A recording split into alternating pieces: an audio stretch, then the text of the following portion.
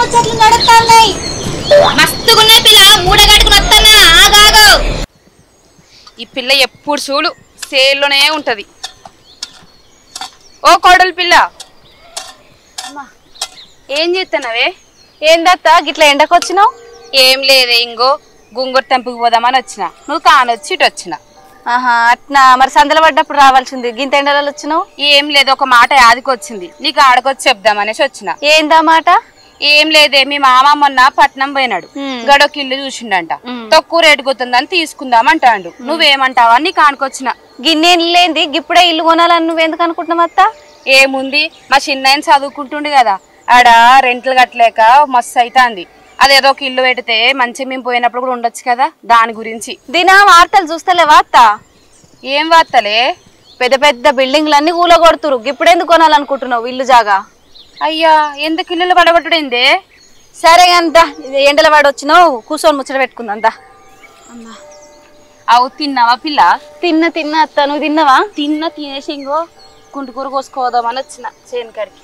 కోసుకోబోదు కానీ జర సందలు అయితే బాగుండు, గింత ఎండల వాడు వచ్చినవేందని నేను అనుకుంటున్నా. ఆర్తలు చూడలేదా అత్త? నాగార్జున సార్ది ఫంక్షన్ హాల్ కూలగొట్టిర్రు. ఓ, నాగార్జున అంటే మా హీరో దసరా బుల్లడు కొడుకు, ఆయన పంచనాలు కూల్చేశారు. గాయనదే. ఎంత అన్యాయం పిల్ల. అన్యాయం ఏముంది అత్త, కొన్న ప్లేసులనేమో పార్కింగ్ చేసిండు, పక్కన చెరువును కబ్జా చేసి పంచనాలు కట్టిండు. ఎంత అన్యాయమే. మరే మీ హీరో కొడుకు అయితే ఎన్కేసుకరా వల్ల ఏంది? గట్లా అనట్లేదే, కొన్న దాంట్లో కట్టుకుంటే గీ తలకే నొప్పులు ఏమి ఉండవు కదా అని చెప్తానా. నేను కూడా గదే అంటున్నా. ఆల ముచ్చట మనకెందుకు గాని నీ ముచ్చట చెప్తేనత్త. ఏంది చెప్పే పిల్ల?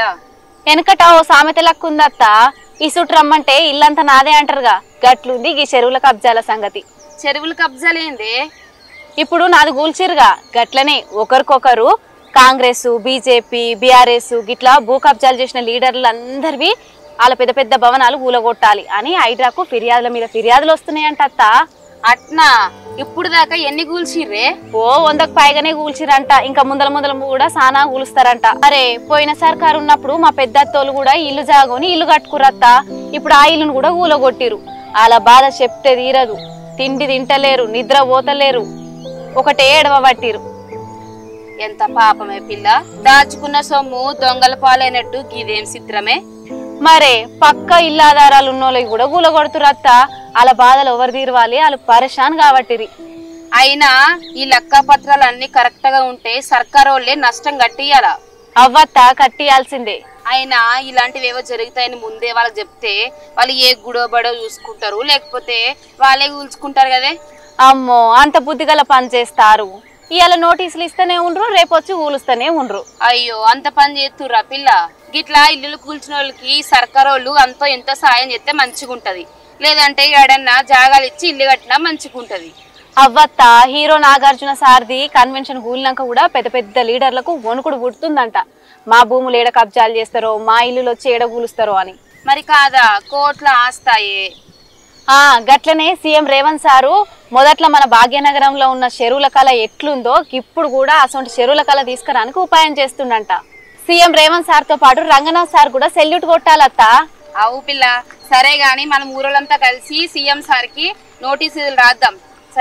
సరే అట్నే ఈ చెరువులు, భూములు, ఈ కుంటలు కబ్జాలు చేసిన వాళ్ళందరి పని పట్టాలి. పడదాం గాని వానొస్తుంది పిల్ల. అవునత్త, పోయొద్దాం. వాన పడుతుందత్త. ఇంకా అయితమే గాని నువ్వు ఇప్పుడంతా ఇల్లు జాగాలు అసొంటివి ఏం కొనకు. సరే పిల్ల, మీ మామకు చెప్తా. చెప్పు కొన్ని రోజులు అయినాక కొందు గాని ఈ హైడ్రా నోటీసులు ఇవన్నీ అయిపోయినాక. సరే